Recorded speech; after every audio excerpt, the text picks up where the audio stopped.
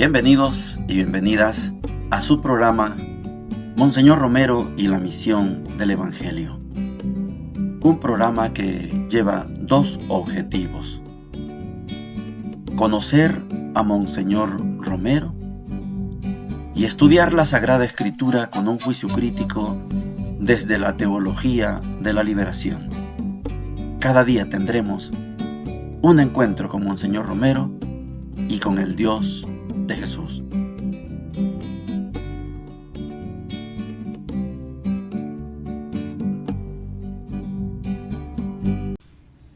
Hola, ¿qué tal?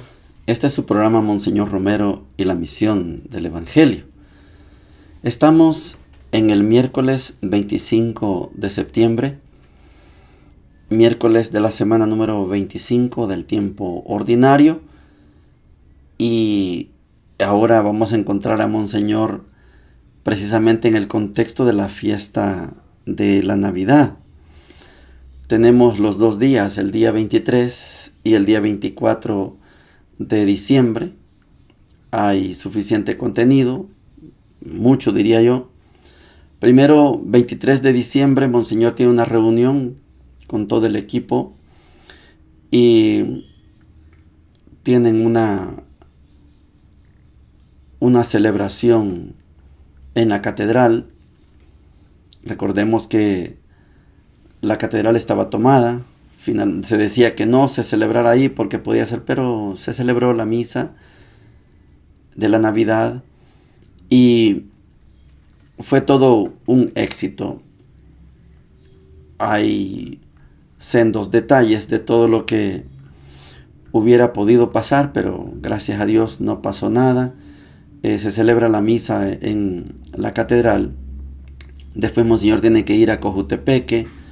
Hay una bendición de una iglesia nueva donada por una señorita Mercedes Barriere, donde hay una imagen del Señor de las Misericordias. Hay un fervor en la gente porque llega Monseñor. El día 24 se hace una evaluación. Es un desayuno para evaluar, y fue tan rico, según lo cuenta Monseñor, fue tan rico ese encuentro que cuando estaban terminando la reunión prácticamente ya era hora de almuerzo. Se imagina la profundidad que alcanzó una evaluación. ¿Cómo están los sacerdotes? ¿Cómo están los agentes de pastoral? Bonita evaluación.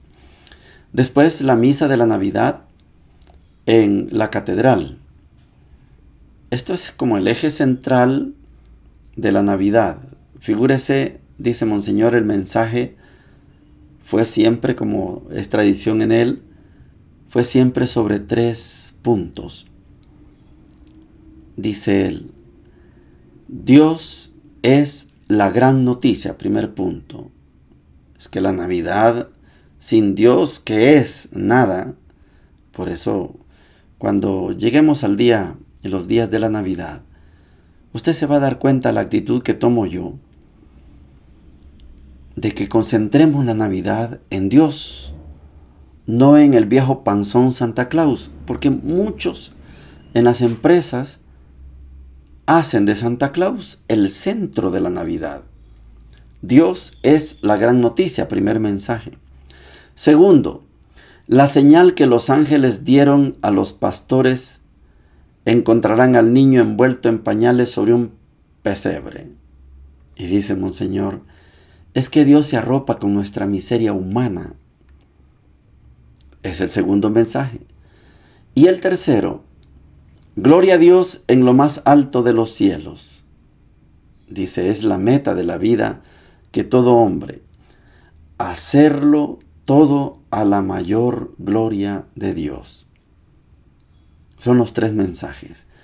Después, Monseñor celebró ya a las 10 de la noche en el Hospitalito La Divina Providencia. Todo esto que les comento circula con un gran temor. Habían anunciado que iba a haber una Navidad negra, decían, es decir, un despectivo, para decir, vamos a quitar la luz, va a haber acciones de la guerrilla, del ejército, pero finalmente Monseñor dice, gracias a Dios no hubo nada de eso y la fiesta transcurrió en paz. Gracias a Dios. Oigamos a Monseñor. Domingo 23 de diciembre. En la misa que fue en catedral, a pesar de que había consejos contrarios porque la catedral había sido tomada por el bloque en la semana recién pasada y se creía que podía haber algún trastorno en la ceremonia, pero se tuvo por fin en la catedral con muy buen éxito, y en esta misa se confirieron los ministerios a 4 seminaristas del tercer año de teología. Son 4 esperanzas ya próximas para el presbiterio de El Salvador. Posiblemente el otro año estaremos ordenando a estos 4 jóvenes que ahora se inician por los ministerios. Después de la misa, el pueblo los saludó muy cariñosamente en la puerta de catedral y de parte del seminario les hicimos una pequeña fiestecita en el Hospital de la Divina Providencia. Por la tarde fui al Calvario de Cojutepec. Esta tarde, acompañado de Monseñor López, fui a Cojutepeque para bendecir la iglesia nueva del Calvario, que ha sido costeada por la señorita Mercedes Barrier, ya difunta. Una hermosa iglesia que servirá de relicario para una imagen muy antigua y venerada de Cojutepeque, el Señor de las Misericordias. Aproveché para predicar en la homilía el sentido cristiano de la redención, sin la cual no tienen sentido las otras redenciones de la tierra. Gente muy acogedora me hizo sentir la alegría de una comunidad que de veras vive en su sencillez la fe cristiana.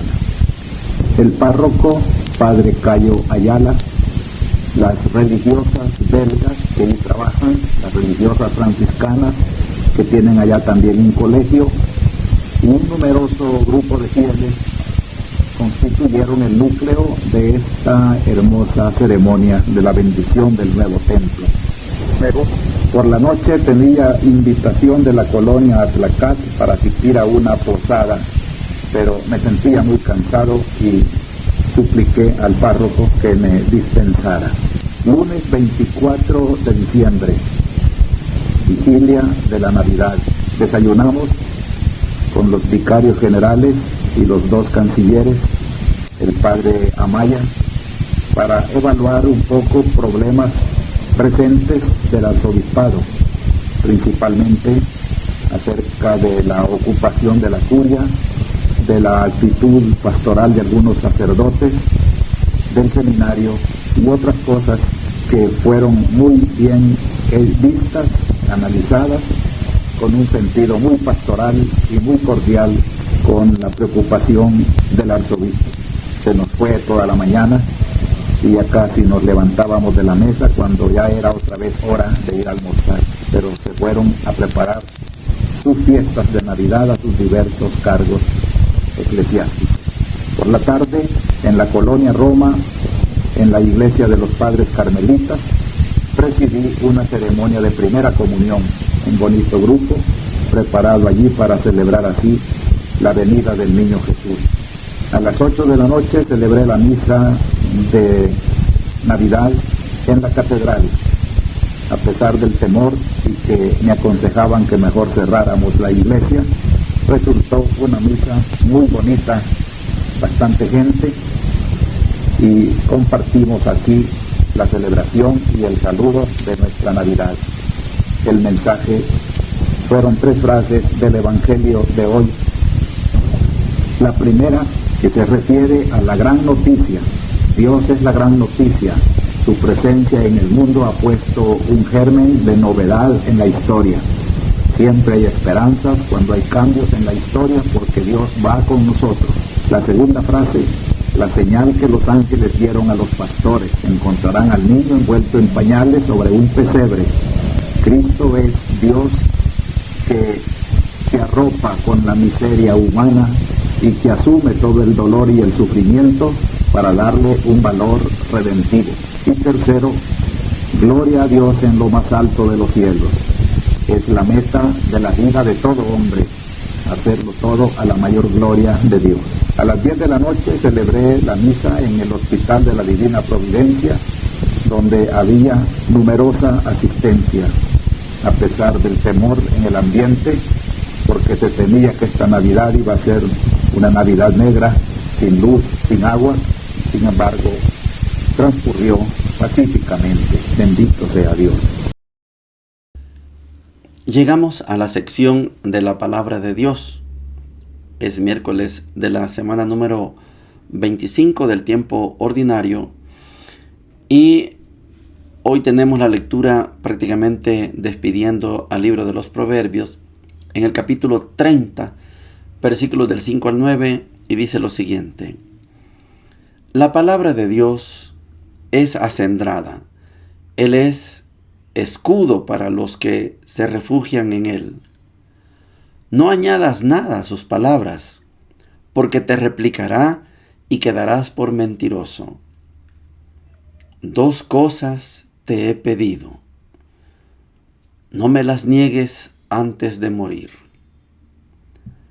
Aleja de mí falsedad y mentira.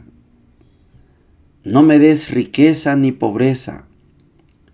Concédeme mi ración de pan. No sea que me sacie y reniegue de ti diciendo: ¿quién es el Señor? No sea que necesitando robe y blasfeme el nombre de mi Dios. Palabra de Dios, te alabamos, Señor. Vamos a hacer de nuevo aquel ejercicio de entendernos sobre el libro de los Proverbios. No hay un autor, no es Salomón. Esto los estudiosos lo sostienen de manera categórica. Yo sé que usted en algunas predicaciones va a escuchar Proverbio de Salomón. Sí, está bien, por lo menos habrá que aceptar que Salomón fue el compilador, el que recogió todo, porque tenía todo el poder, tenía la corte, y lo puso todo junto. Se llama compilación, porque tenía muchos escribanos a su servicio. La corte era grande en tiempos de Salomón, había abundante dinero. Podría ser un compilador el reino de Salomón, pero no la autoría. Cuando usted estudia la vida de Salomón, se va a dar cuenta que Salomón pidió sabiduría, pero terminó con la idolatría. Fue idólatra. Salomón permitió la idolatría, profanó los templos, los altares de Israel. Hay que estudiar a Salomón. Si le debemos el mérito de compilación, está bien, pero es que la lectura que hemos tomado el día de hoy, esta del libro de Proverbios capítulo 30, del 5 al 9, precisamente da las normas de vida. Usar, tener como escudo la palabra de Dios es algo maravilloso. Yo sé que muchos y muchas en nuestro ambiente usan otros escudos. Si quiere, hablemos de las 3 idolatrías que hablaba Monseñor Romero. La propiedad privada, el gobierno con su poder, fuerzas represivas, la organización, el dinero, el poder, la influencia, los estudios. Bueno, imagínese cualquier escudo menos la palabra de Dios. No sé si me está escuchando, pero hay una persona que frecuentemente me manda: lea, oiga, Yo oigo todo eso, yo leo todo eso, pero no quiero emitir opinión, es mi decisión.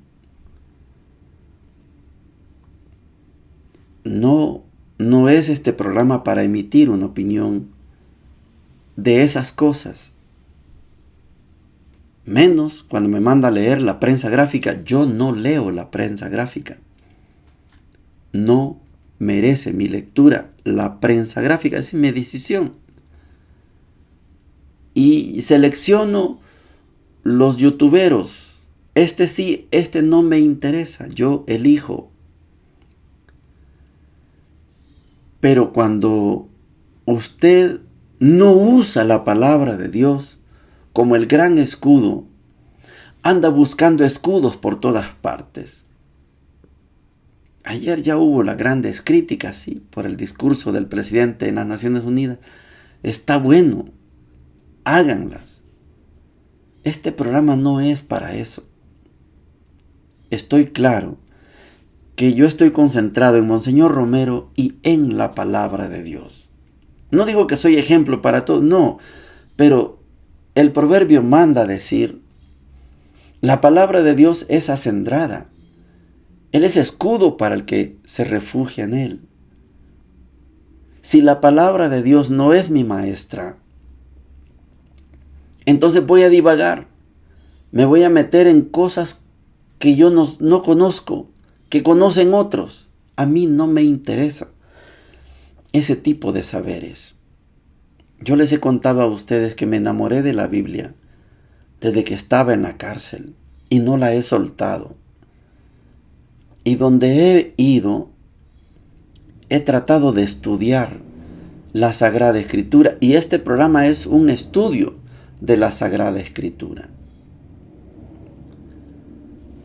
No le añadas nada, porque vas a quedar como ignorante.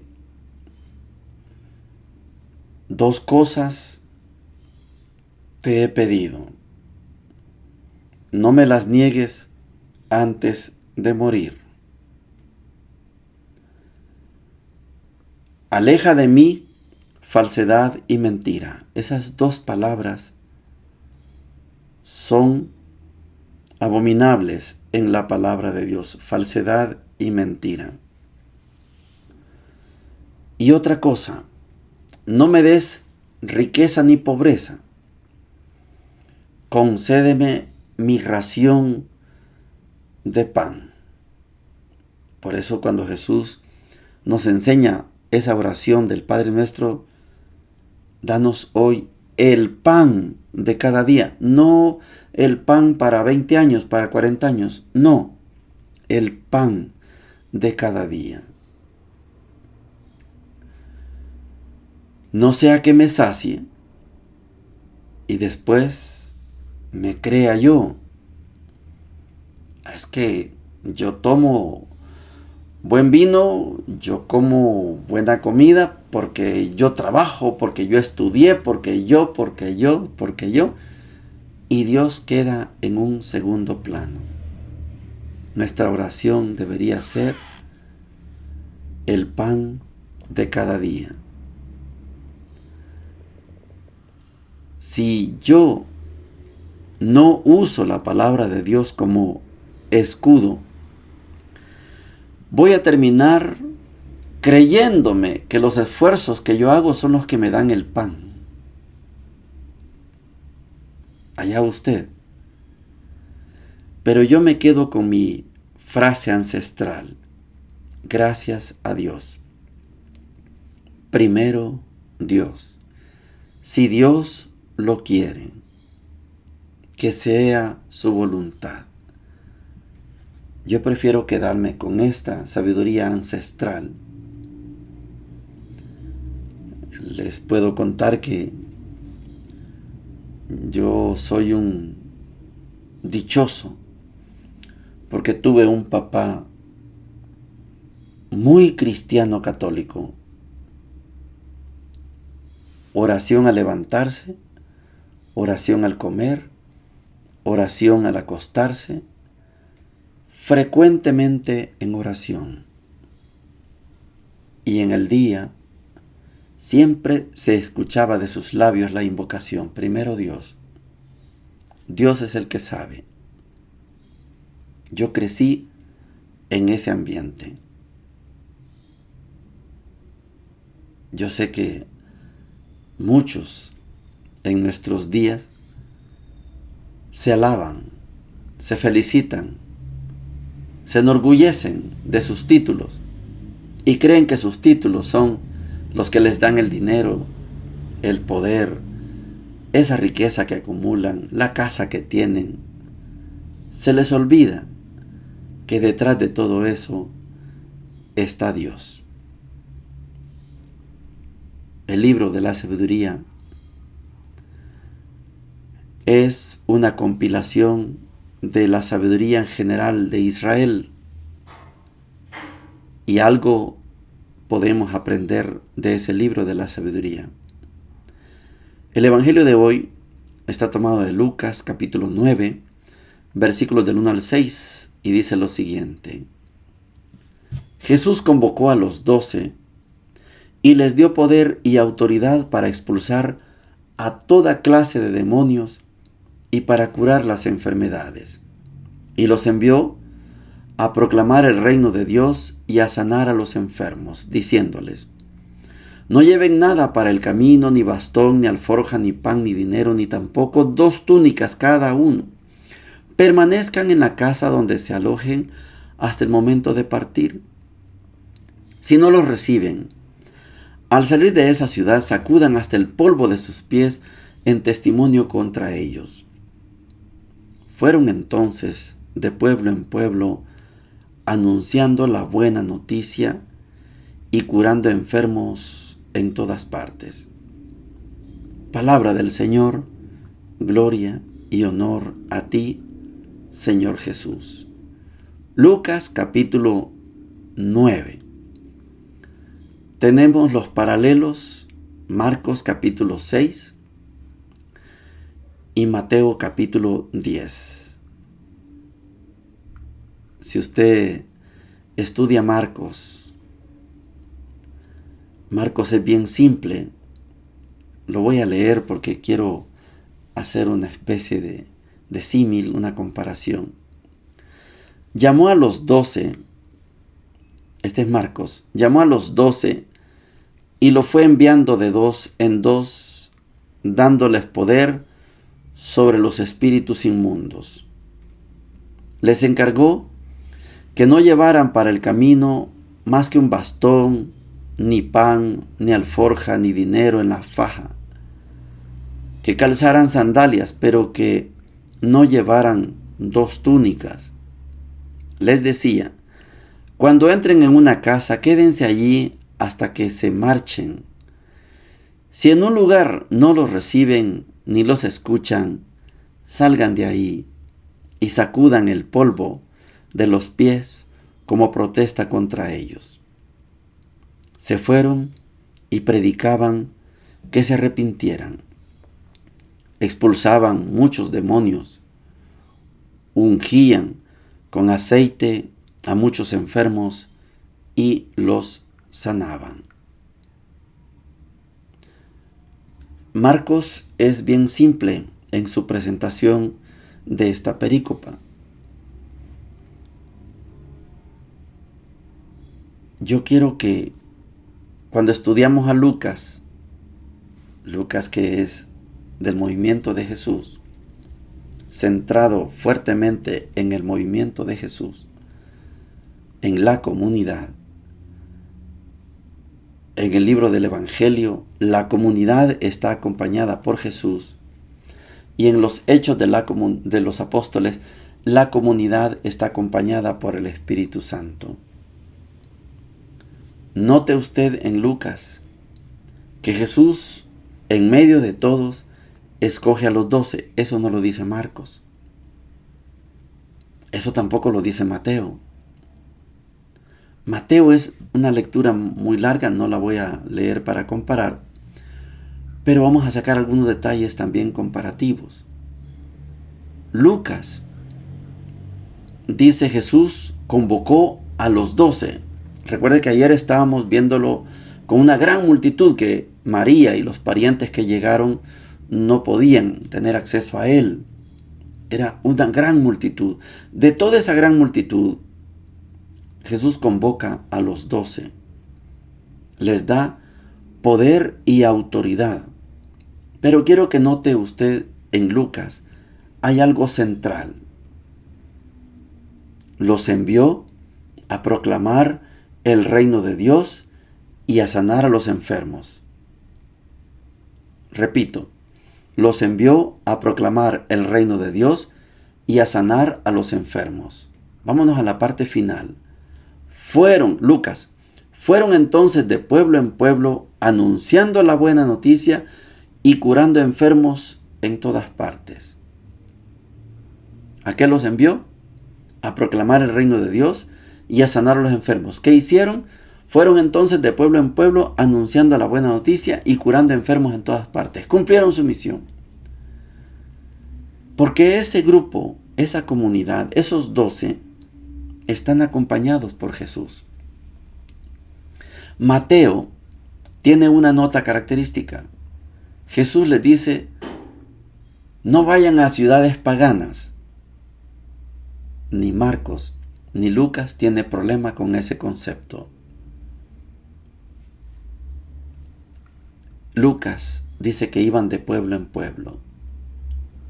Marcos fueron a muchos lugares y donde no los reciban sacúdanse el polvo. Pero fueron. Y donde no los reciban sacúdanse el pueblo. Se fueron y predicaban que se arrepintieran. Eso es Marcos. En Lucas, vayan y anuncien el evangelio y curen a los enfermos. 2 misiones. Aquí, que se arrepientan. Expulsaban muchos demonios, ungían con aceite y muchos enfermos y los sanaban. Muy bien. Mateo les da poder para expulsar espíritus inmundos, para sanar toda clase de enfermedades y dolencias.